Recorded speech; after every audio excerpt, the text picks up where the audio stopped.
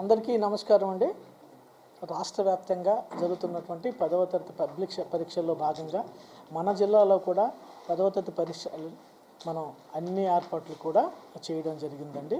ఈ పరీక్షలు 16/3/2026 నుంచి 1/4/2026 వరకు కూడా ప్రతిరోజు జరుగుతూ ఉంటుందండి. టైమింగ్స్ మార్నింగ్ 9:30 నుంచి 12:45 వరకు కూడా ఈ పరీక్షలు జరుగుతాయండి. ఒక పిఎస్ ఎన్ఎస్ మాత్రమే, అంటే 25వ తారీఖు 28వ తారీఖు మాత్రమే 9:30 నుంచి 11:30 దాకా ఈ ఎగ్జామ్ అనేది జరుగుతుందండి. మన జిల్లాలో మొత్తంగా 28,983 విద్యార్థులు ఇక్కడ హాజరవుతున్నారు. అందులో బాయ్స్ 15,292, గర్ల్స్ 13,691 మంది ఇక్కడ అటెండ్ అవుతున్నారండి. 456 స్కూల్స్ నుంచి మొత్తం ఈ విద్యార్థులందరూ కూడా మనకు అటెండ్ అవుతున్నారు. 133 ఎగ్జామినేషన్ సెంటర్స్ మనం ఏర్పాటు చేయడం జరిగిందండి. 133 సెంటర్స్లో కూడా 133 మంది చీఫ్లు, 133 మంది డిపార్ట్మెంటల్ ఆఫీసర్స్ కూడా మనం ఏర్పాటు చేయడం జరిగింది. ఒకే ఒక సెంటర్లో చంద్రంపాలెంలోనే ఎడిషనల్ అసిస్టెంట్ కింద, డిపార్ట్మెంట్ ఆఫీసర్ కింద ఒకరిని వేయడం జరిగింది. అది జెడ్పీహెచ్ఎస్ చంద్రంపాలెం అండి. ముఖ్యంగా త్రాగునీటి సౌకర్యం, ఫర్నిచరు అన్నీ కూడా అన్ని సెంటర్లో కూడా ఏర్పాటు చేయడం జరిగింది. మా ఎంఈఓలు, డిప్యూటీలు వెళ్ళి తనిఖీ చేశారు, అన్ని ఏర్పాట్లు చేయడం జరిగింది. మరి ముఖ్యంగా ఈ మొత్తం ఏర్పాట్లకి 1634 మంది ఇన్విజిలేటర్స్ని మనం ఏర్పాటు చేసుకుంటున్నాం. ఇందులో ఈ సంవత్సరం ముఖ్యంగా ఏంటంటే ప్రైవేట్ స్కూల్స్ నుంచి కూడా ఒక 20% మంది ఉపాధ్యాయుల్ని మనం వేసుకోవడం జరుగుతుందండి. రాష్ట్ర వ్యాప్తంగా జరుగుతుంది. అందులో భాగంగా 1634 మందిలో మనం 20% వరకు కూడా ప్రైవేట్ స్కూల్ ఉపాధ్యాయులను కూడా ఇన్విజిలేటర్స్ కింద మనం ఉపయోగించడం జరిగిందండి.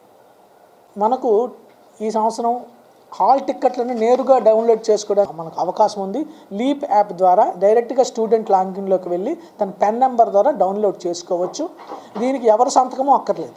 డౌన్లోడ్ చేసుకుని నేరుగా వారు ఎగ్జామినేషన్ సెంటర్స్కి వెళ్ళి వారు కూర్చొని రాసుకోవచ్చు. అలాగే కలెక్టర్ గారి ఆధ్వర్యంలో కూడా ఆల్ డిపార్ట్మెంట్లో కూడా మనం ఒక మీటింగ్ని ఏర్పాటు చేయడం జరిగింది. దాని ద్వారా మున్సిపల్ కమిషనర్ గారికి, సిపి గారికి, డిఎంఎండ్హెచ్ఓ గారికి, ఆర్టీసీ మేనేజర్ గారికి అందరికీ కూడా ఇన్స్ట్రక్షన్స్ కలెక్టర్ గారితో ఇప్పించడం జరిగింది. ప్రతి ఒక్క సెంటర్లో కూడా పోలీసు బందోబస్తు ఉంటుంది. తర్వాతను ఈ హెల్త్ డిపార్ట్మెంట్ వాళ్ళతో కూడా అక్కడ కోఆర్డినేట్ చేసుకుని హెల్త్ డిపార్ట్మెంట్ వారు కూడా అక్కడ ఉంటారండి. అట్లాగే బస్సులకు సంబంధించి ఆర్టీసీ మేనేజర్ గారితో మాట్లాడడం, అన్ని రూట్లకు కూడా బస్సులు వేస్తారు.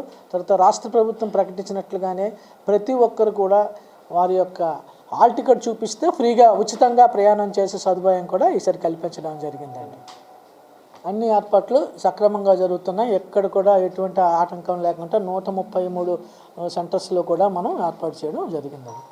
సమస్యాత్మకంగా ఒక 8 సెంటర్లని వారు గుర్తించారు. 8 సెంటర్స్లో ఉన్నాయి. ఆ 8 సెంటర్స్ కూడా కెమెరాస్ మనం వేయడం జరిగింది. ఈరోజు మధ్యాహ్నం ఈ ఇన్విజిలేటర్స్ అందరితో కూడా చీఫ్ సూపరింటెండెంట్లు అందరూ కూడా మీటింగ్ ఏర్పాటు చేస్తారు. ఏదైనా ఒకరిద్దరు యాక్సిడెంట్ ద్వారా ఏదైనా అయితే వెంటనే మనం వాళ్ళకు బదులు వేరే వాళ్ళని వేస్తాం. అట్లాగే స్క్రైబ్స్ అనేది ఉంటున్నది. మన జిల్లాలో అయితే 260 మంది స్క్రైబ్స్ని మనం ఏర్పాటు చేయడం జరిగింది.